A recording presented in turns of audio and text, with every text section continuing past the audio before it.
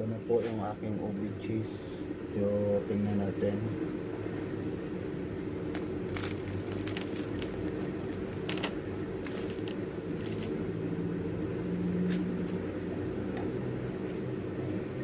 So, ito na. So, ito na yung ubi cheese natin. So, perfect.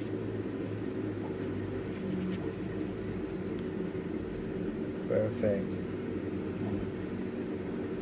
Ubi cheese.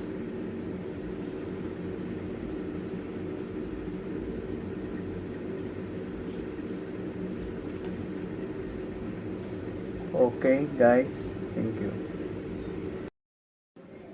Ito na po yung aking ubi cheese. Ito, tingnan natin.